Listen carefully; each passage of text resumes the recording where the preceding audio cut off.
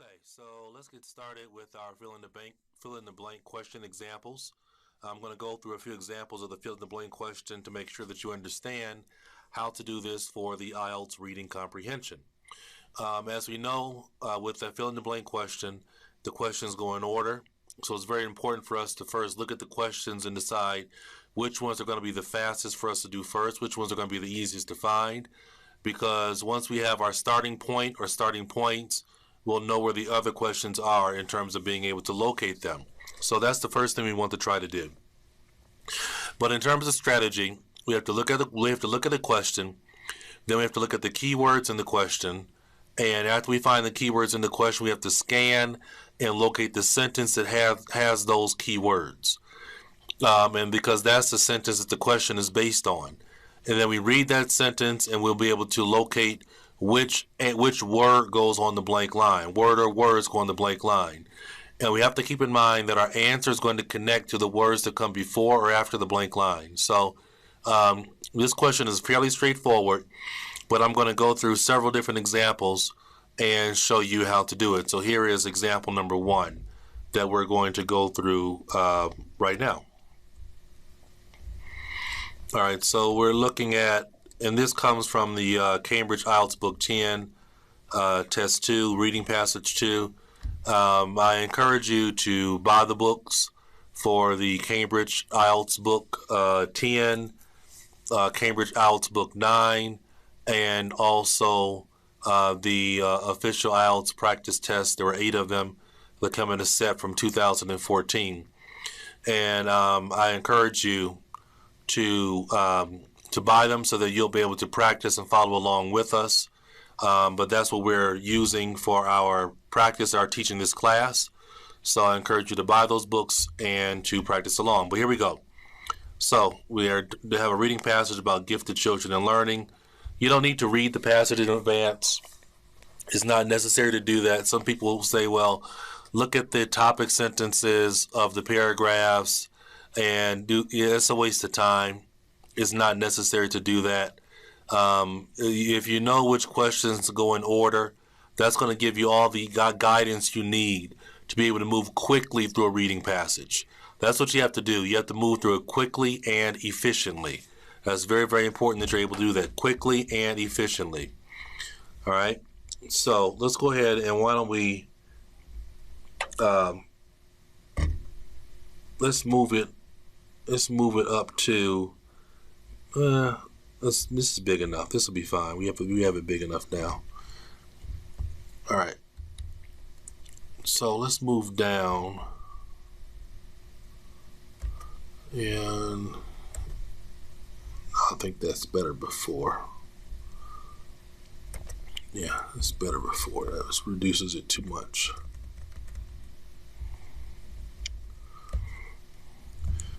All right, let's go down to our first set of questions. All right, and here we go.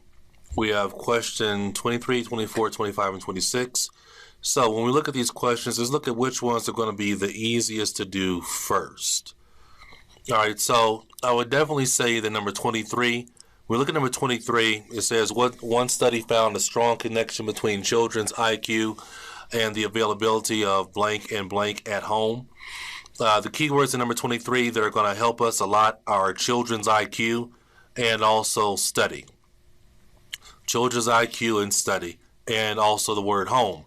Those are our keywords from the question. And we were talking about, of course, nouns and verbs, which are keywords. And then for the rest of them, is pretty much almost the same. Number 25 also might be easy to find because number 25 has the word metacognition. And that word is going to be very easy to locate also, the word metacognition. So the easiest ones to probably find here are number 23 and number 25. If we know where those two are, then we'll be able to then locate number 24 and 26 a little bit easier.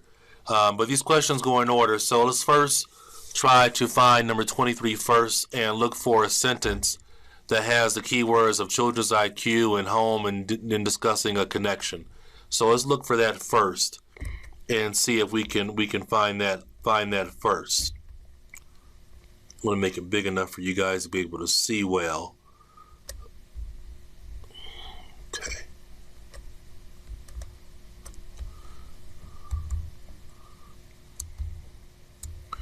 All right, so what I'm doing is I'm scanning down. I see a lot of words. I see a lot of IQ. IQ. In this sentence, I see children and I see IQ, but I don't see anything about children and IQ. I'm still looking for a sentence to deal with children and IQ and home. All right. All right, so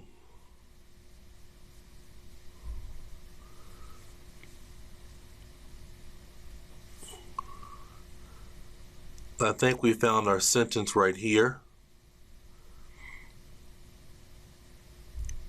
All right, this sentence right here would be our keyword sentence right here. All right, because this sentence is dealing with children's IQ scores. All right, here we have our keywords right together, children's IQ. All right, children's IQ. And this is exactly how it appears in the question with children's IQ. So this is our keyword sentence. So when we talk about our keyword sentence, I'm talking about this sentence that stretches from from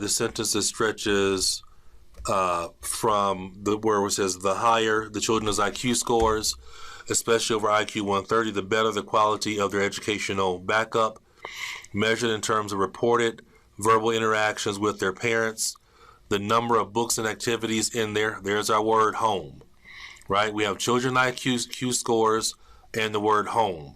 So we're looking for the words that connect to the word home. And our answer will be books and activities, right? If we look back at it, the question, right? Children's IQ, home. The words, we have to have two words that are connected to the word home. So the answer for number 23 will be books and activities. Books and activities, because those are the two words that are directly connected to the word home.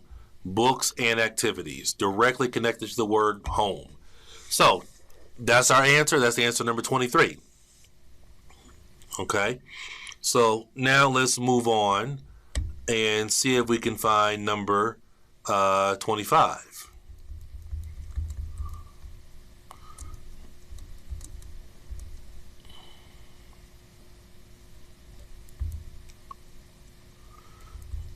All right, let's go to the question. Here's number 25. Metacognition involves children understanding their own learning strategies as well as developing.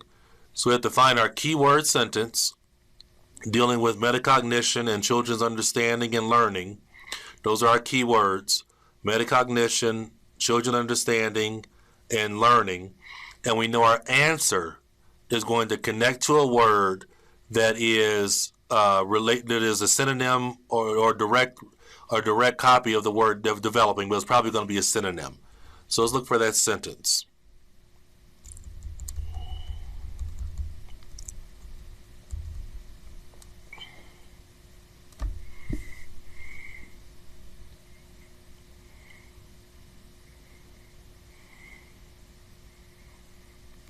All right, so I'm scanning down after our previous sentence because it goes in order. So I know it's going to come after this sentence right here that talks about that. All right, so here's our sentence right here. Here's the word metacognition. Here's the word children. Here's the word learned.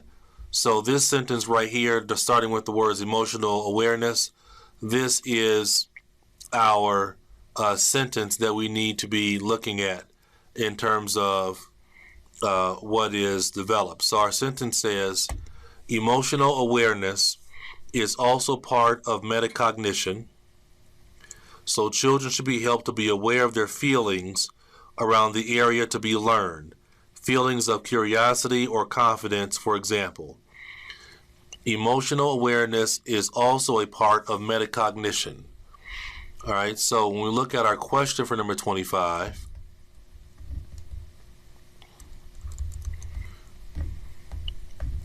Metacognition involves children understanding their own learning strategies as well as developing.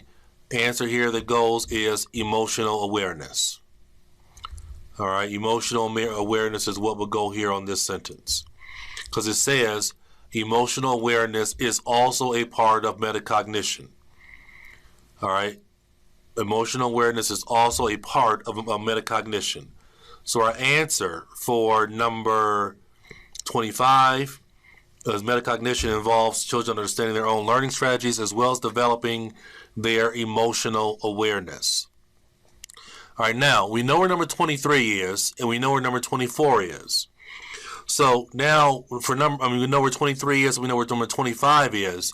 So finding number 24 is actually going to be really easy, because number 24 has to come from a sentence that is found in between number 23 and number 25. So let's have a look and see if we can find that. So our keywords are 24. Children of average ability seem to need more direction from teachers because they do not have. All right, so what don't they have? All right, children of average ability seem to need more direction from teachers. Keywords here are children of average ability and also teachers. And our answer is going to connect to words related to what they do not have. Our answer has to connect to something they do not have. But we're going to use the word teachers and children and average ability to locate our sentence. So I know where to look. All right, I know where to look, because here's emotional awareness. And up here is our other sentence that we use for number 23. Down here for emotional awareness is where we look for number 25 and found it. So that means that our answer is going to be in between here. So we're looking for a sentence talking about teachers and teachers. And so if you're looking at this with me in your own book, then you can try to look for it with me. And we're scanning for this sentence that's talking about teachers. Here we go. Here's our sentence thought with average ability. There it is right there, average ability and the word teachers. So that's our sentence, and as we can see, it's exactly how I told you what happened. The questions go in order. Number 24 is after number 23. Number 25 is after number 24. All right, so we're looking for something that they don't have. In this sentence, there's going to be language that's related to the words do not have, and that's going to be our answer choice. So it says there appears to be a qualitative difference in the way the intellectual, highly able think, compared with more average ability or older pupils, for whom external regulation by the teacher often compensates for lack of internal regulation. So our answer is internal regulation, because the words lack or this lack of is the same as do not have. Right, lack of is do not have. We know our answer has to connect to do not have, so that means that our answer is internal regulation. See how it works? Right? You find your sentence, and then you find the language. You find the language that is connected to the answer choice in that sentence in the passage. And you always know what the answer is, right? And that's how you're able to move through it very quickly without much effort. Let's look at our last question, question number 26. And if you're looking at it with me, like I said, you can scan with me, because scanning is really an exercise that you want to be able to work on. You have to work on your ability to scan. All right, you have to work on your ability to scan and locate sentences. That is probably the number one skill you have to be good at doing when it comes to reading comprehension, is scanning. All right, so number 26, it says teachers who rely on what is known as blank often produce sets of impressive grades in class tests. So keywords in number 26 that I'm looking for: teachers, impressive grades, and class test. Teachers, grades, class test. our answer is going to connect to known as. Our answer will connect to known as. So first we find our sentence, and then once we find our sentence, we look for the language that's connected to those words before the blank line, and that will always point us to the answer choice. All right, so let's take a look at that. Teachers, grades, class sets. I know it comes after number 25.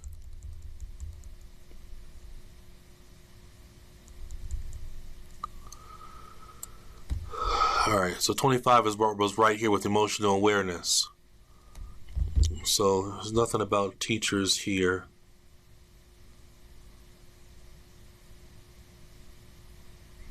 Keep going down. There's instructor, but there's nothing about grades or tests. Let's keep going down.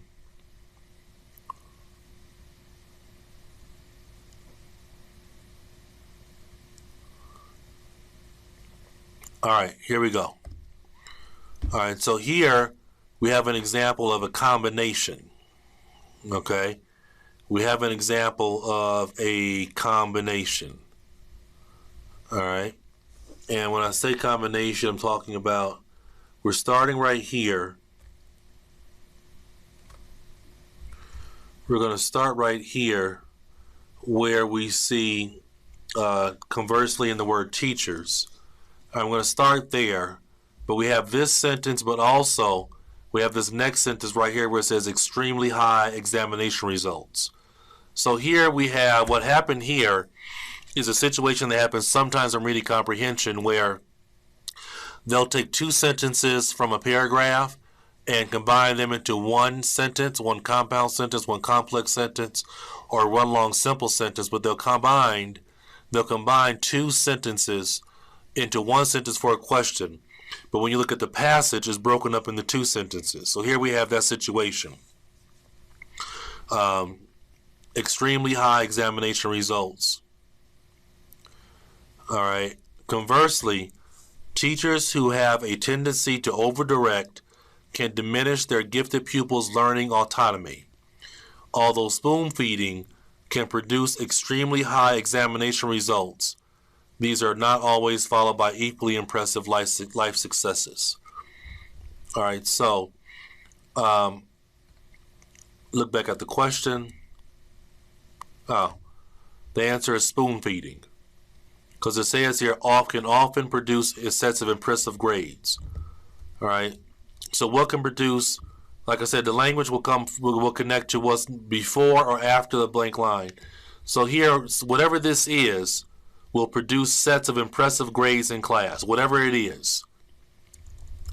So when we look here, it says spoon feeding can produce extremely high examination results. So our correct answer is spoon feeding. Spoon feeding is what will produce those results. Okay, so this is an example of the fill in the blank question, and I hope you enjoyed it. We're going to go through another example so I can kind of tell you how it's done in terms of just going over it with you again, so make sure that you understand how to do this fill in the blank question for the IELTS exam. So I'll talk to you soon, and if you have any questions about anything, be sure to send me a message and I'll be happy to answer it for you. So thanks a lot, and I'll look forward to talking to you again soon with another example. Okay, so let's go through another practice test, and this one comes from the Cambridge Official 8 practice test. This is test number 8, reading passage 1.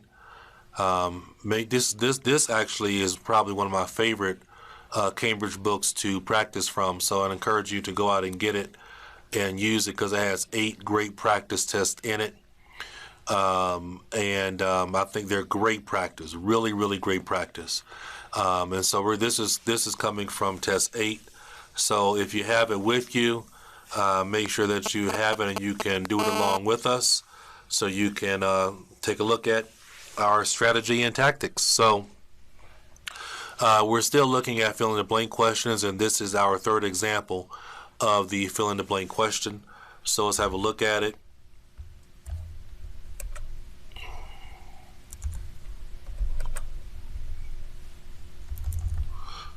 All right, and this is, well, it's too big. Well, that's better. All right, so this is the Phoenicians and almost forgotten people. I know about the Phoenicians because I love history, but you know, if you don't, that's what the title of this is. So sometimes you find the reading passages are interesting to read, sometimes you don't, but that doesn't matter because it's really not about your background knowledge. It's about your understanding of strategy, tactics, and English.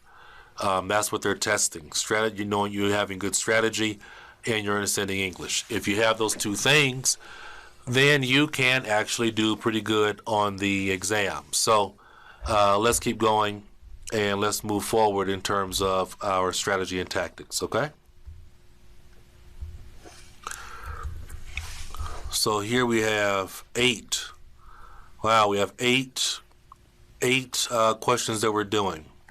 So like I said, first thing we want to do, as we did in the other examples, here is look at and see which ones are going to be the easiest to do first. Some of these have some really great words. Wow. A lot of these are going to be easy to do. Number 2, I would probably start with number 2 because it has the words 50 ships and Egypt. Number 3 is also easy to find because of the word King of Israel and Phoenicia. Number 7 is probably easy to find because of the word carved and the word cedar. So I would probably start with 2, 3, and 7. That's what I would probably start with, 2, 3, and 7.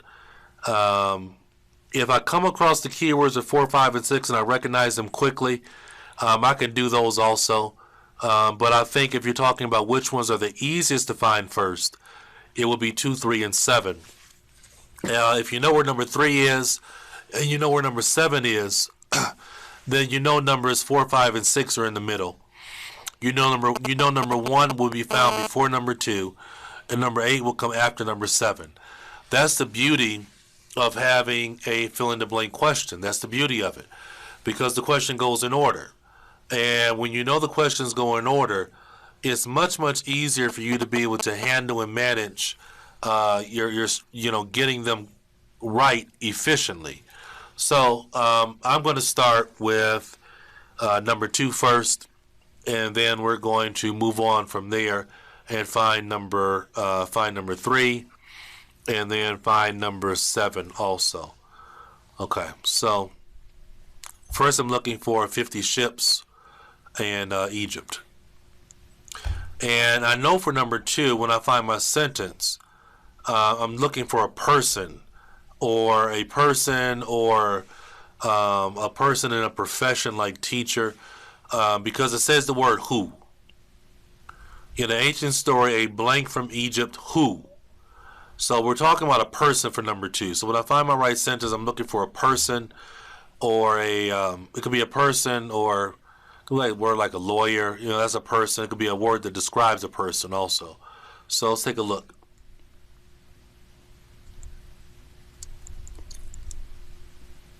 All right, so I'm scanning. In this reading passage, we have it broken up side by side. Sometimes it's like that. Sometimes it's not. But for this one, it's like that, and that's the way it is. All right, so here's the word 50. Here's 50 ships.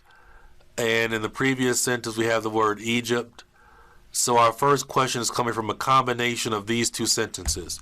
Remember, I told you previously what they do sometimes is they'll take two sentences from the reading passage, and when they make the question, they'll combine information from both of those sentences into one sentence.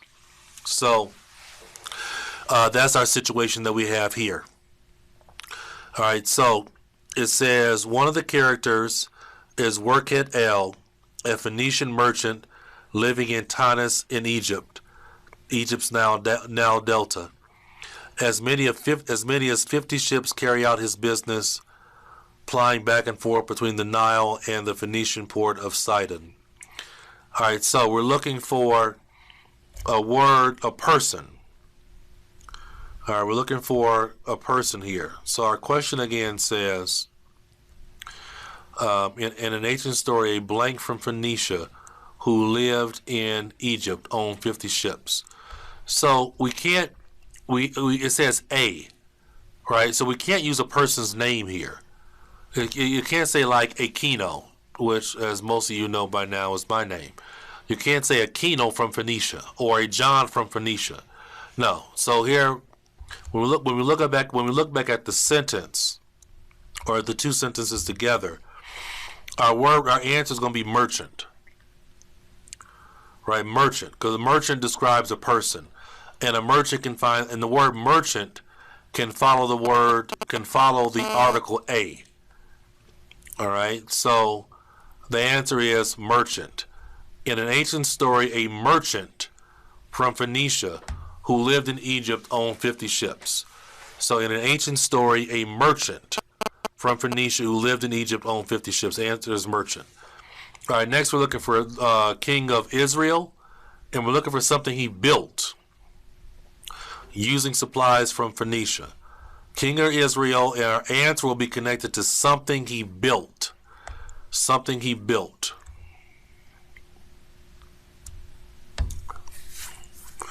Ah, boom, there it is. King of Israel. Right there. King of Israel.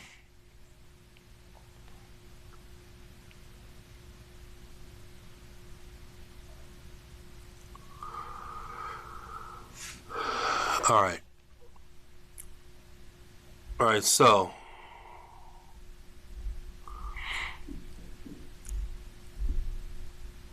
here we're going to start right here. Hiram, the king of the Phoenician city of Tyre, was an ally and business partner of Solomon, king of Israel. For Solomon, so we're still talking about, this is our sentence because we see king of Israel, but our answer is not coming from this sentence because in this sentence, we don't have the word built, or we don't have something that was, we don't have the word built, or we don't have an example of something that was built. All right? When we look at this sentence with the king of Israel, we don't have it yet. So for Solomon, this is still a good sentence because the word Solomon is synonym for king of Israel. For Solomon's temple in Jerusalem, Hiram provided craftsmen with particular skills.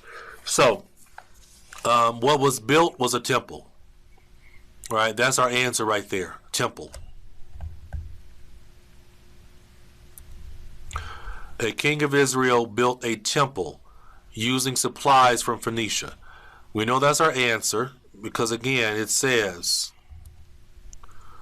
for Solomon's temple in Jerusalem, Hiram provided craftsmen with particular skills that were needed for this major construction project. He also, okay, so our answer here is temple. Solomon's temple. This is what was built. This is what was built. Solomon's temple. Now for our next one, we're looking for cedar and carved.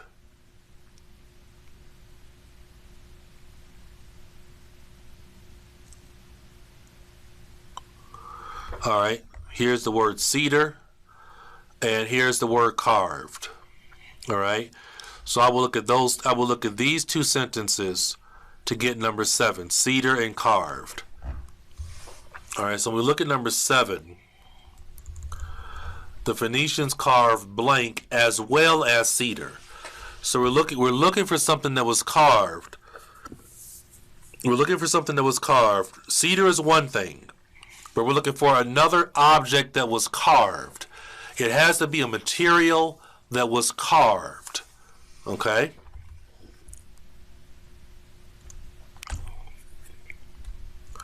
The cedar wood was not only exported as top quality timber for architecture and shipbuilding, it was also carved by the Phoenicians. So there's about the cedar. And the same skill was adapted to even more precious work in ivory. So there's our other material, ivory. All right, cedar is, when it says it, is referring to cedar. So cedar is one material that was carved, and the other material that was carved is ivory. So our answer for number 7 would be ivory. Is our answer for number 7. All right, now we know 4, 5, and 6 are in between. We know 4, 5, and 6 are in between numbers 3 and 7.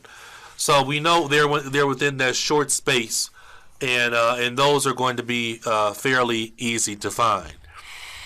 All right. So number 4, Phoenicia supplied Solomon with skilled. All right, Phoenicia supplied Solomon with skilled. So we know that it has to come in this area right here. These 4, 5, and 6. All right, so Hiram provided craftsmen with particular skills. All right, there's our answer for number 4 right there. Hiram provided craftsmen with particular skills. So skilled craftsmen. Craftsmen, for those of you who don't know, who are vocabulary challenged, craftsman is almost like a carpenter, or the old name for like an engineer, somebody who builds things. All right, so the answer for number 4 would be craftsman, because it says skilled craftsman. Number 5, the main material that Phoenicia sent to Israel was. Keywords in number 5, main material that Phoenicia sent to Israel. What was the main material? Again, we know our answers have to come in here. All right. He also supplied materials, particularly timber. All right. Particularly timber, including cedar from the forest of Lebanon. Particularly is our synonym word. So our answer is timber. Our answer is timber, the main material. When it says particularly, right, that's like saying like mainly, particularly, especially. It's like saying especially, right? It's like saying especially this. So our answer for number 5 is timber. Number 6, the kings of Phoenicia and Israel formed a business, blank, in order to carry out trade. Keyword here are kings of Phoenicia and Israel, and formed a business, blank. All right, our answer is going to connect to business. Has to.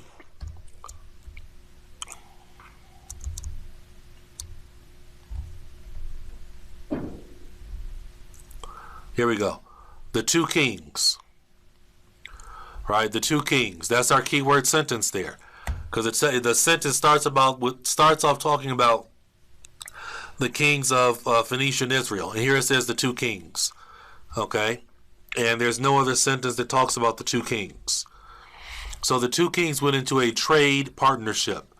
Again, they love synonym language with the IELTS exam. So trade is a synonym for business.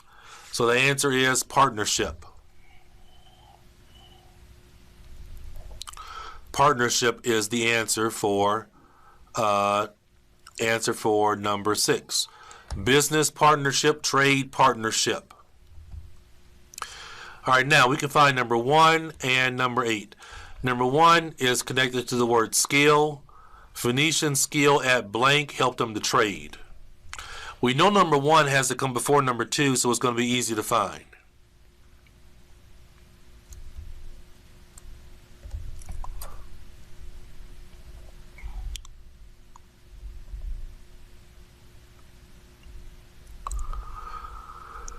All right, it's this sentence right here that starts with the word both. All right, because the word ability is the same as the word skill. So I know this is the sentence. The word ability is the same as the word skill. All right, the previous sentences don't have a synonym for the word skill. Both of these activities were based on seafaring and ability of the Phoenicians. So the Phoenicians had the skill of seafaring. Seafaring. Because ability is the same as skill. And our sentence says the Phoenician skill at seafaring. The Phoenicians' ability at seafaring. So our answer that we would put on the blank line there would be seafaring. Seafaring. And number 8, the Phoenicians also earned a blank for shipping goods. They also earned a, whatever goes on that blank line for shipping goods. What do they earn for shipping goods? Keywords here are shipping goods. So whatever our answer here, it has to connect to shipping goods. We know it has to come after number 7, which was right here with the word carved in ivory. So we're looking for something dealing with shipping goods. There it is, goods. All right, they took a commission on a much greater range of precious goods than they transported elsewhere. Answer is commission. Commission. Because our question says the Phoenicians also earned a blank for shipping goods. Again, it's all about synonym language. They took a commission for shipping goods. They earned a commission for shipping goods. All right. So shipping and so earned and took, they're using a synonym language, and our correct answer would be commission. Okay. So thanks a lot, and I hope you enjoyed these examples on how to do the fill in the blank question, and now I hope you're clear on how to do the fill in the blank question. All right. So I'll talk to you soon, and we're about to now move on to the short answer questions yet next, so I can teach you how to do them. Take care. All right, so let's look at this yes, no, not given answering strategy, and let's take a shot at it and see how to do it. So this is going to explain to you how do you know when something is true, how do you know when something is false, and how do you recognize when something is not given.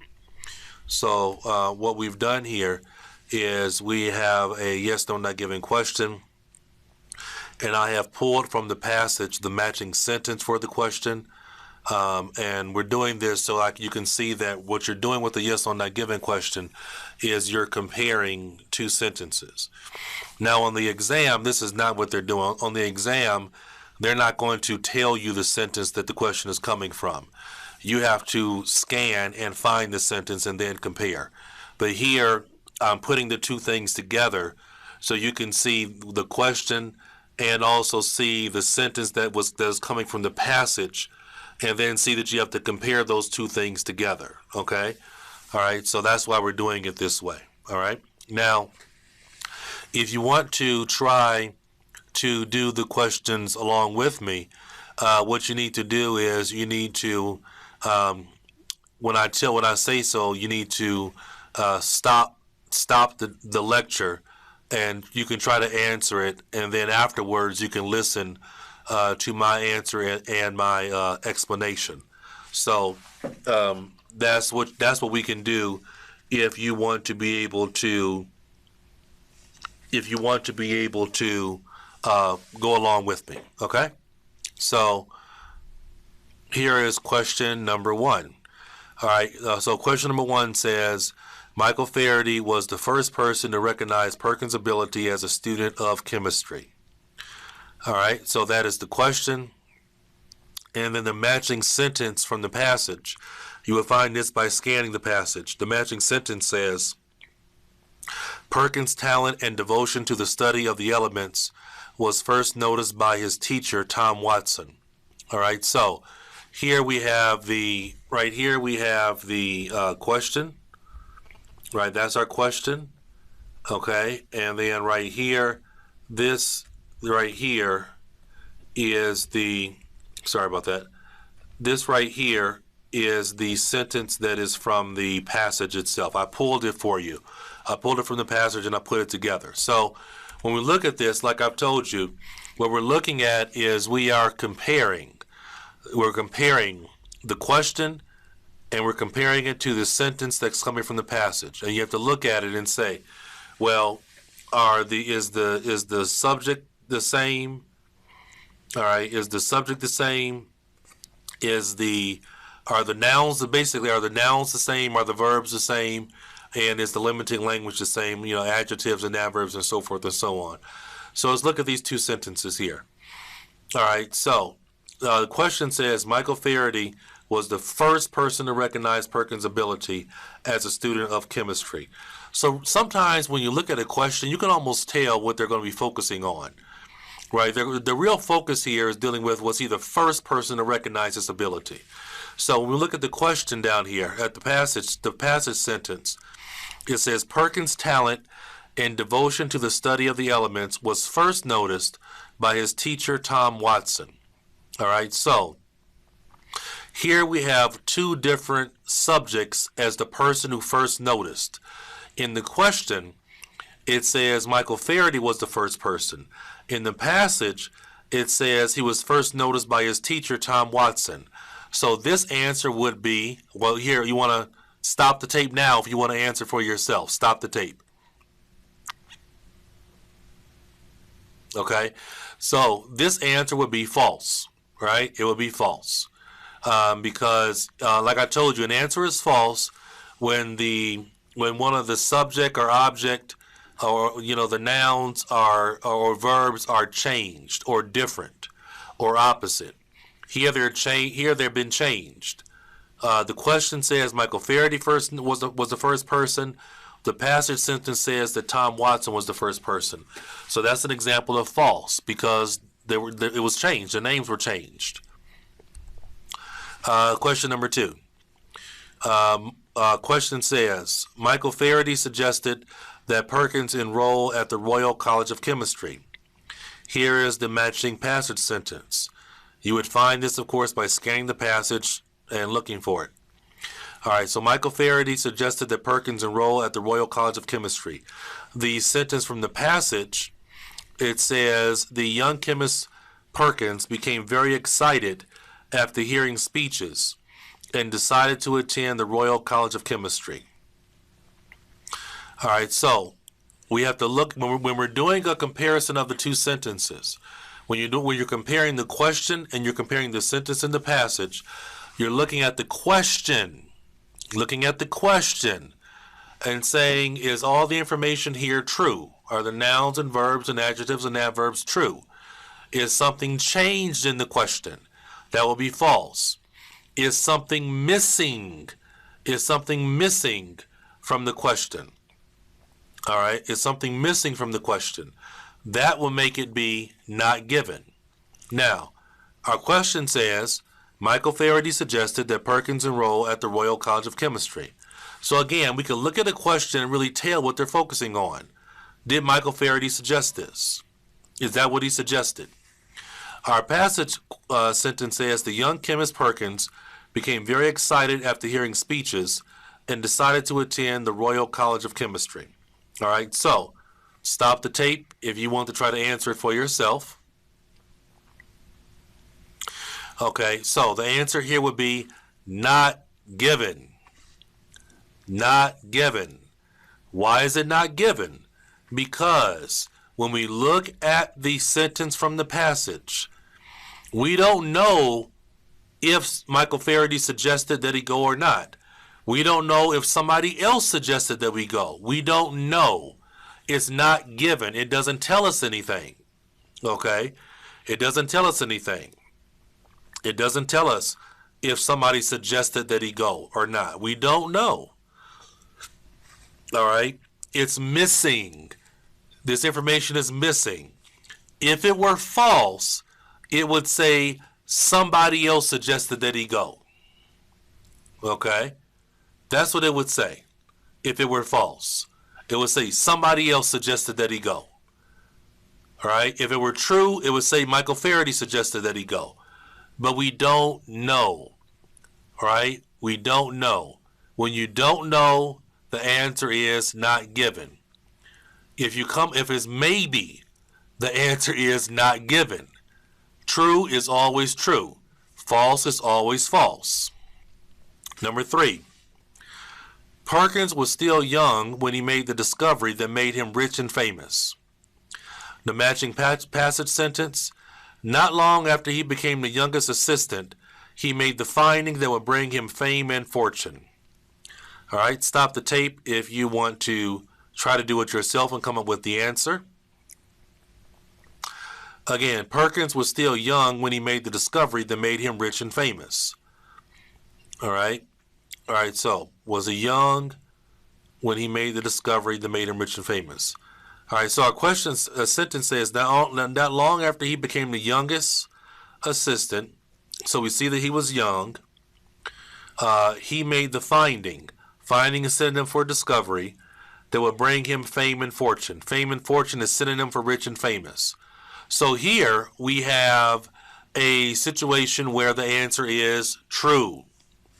The answer is true, okay? And we're using synonym language here. Finding for discovery, bring him fame and fortune is synonym for making him rich and famous. So this is an example of a choice that is true. You will put true or yes as your answer for this one. Number 4. The trees from which quinine is derived only grows in South America. The trees from which quinine is derived only grows in South America. All right, the matching passage sentence, the drug quinine is taken from the bark of the chancoa tree, which is found in South America. All right, you should stop the tape if you want to answer it yourself.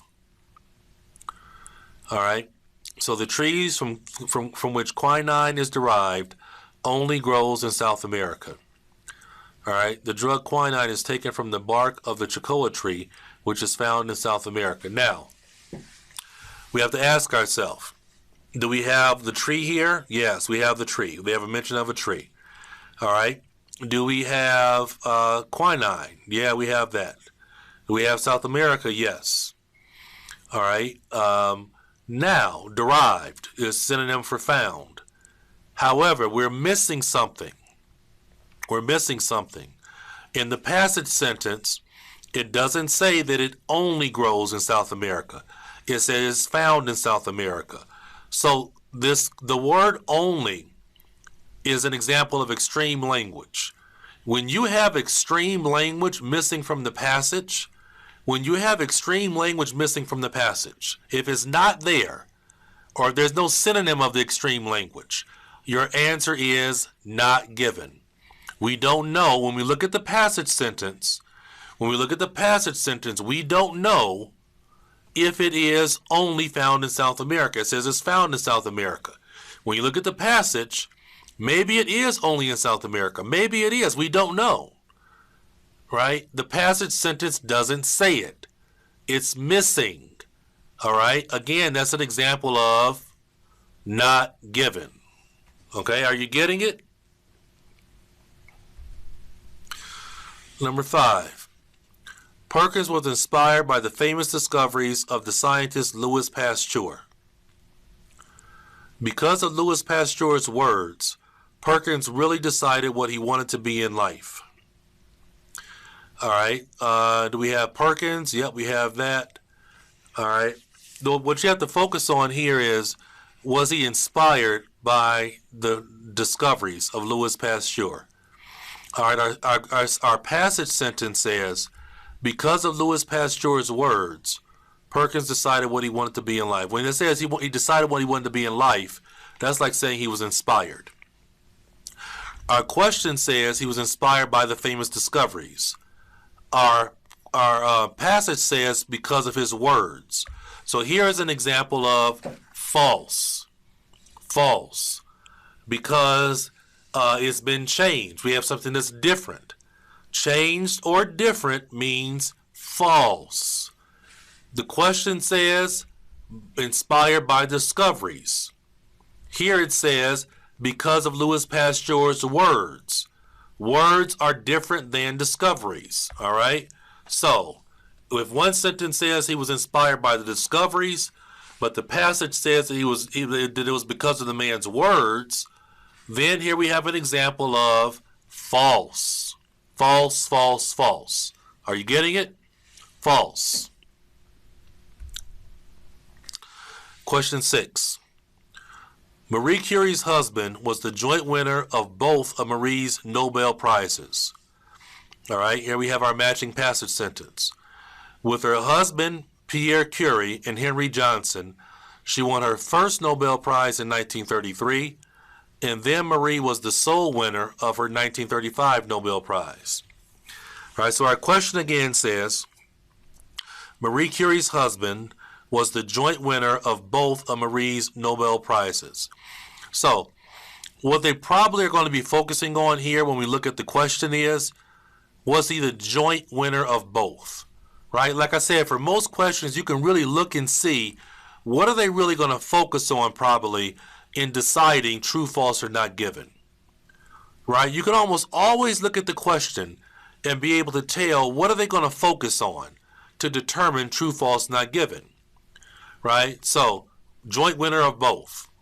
Right? When we look at the passage, it says that Pierre Curie and Henry Johnson, with those two, she won her first Nobel Prize, and then she was the sole winner of the 1935 prize. So, number 6 is an example of false. Because number 6, the question says her husband was the joint winner of both. But when we look at the passage sentence, it says her husband won the first one with her, but the second one she won by herself. Second one she won by herself. So he was not the joint winner of both. The information is different. Okay? The information is different. So this is an example of false. For a lot of students, they really struggle with the difference between not given and false. Right? False means the information has been changed. Right? We have a different cause. We have a different source. Okay?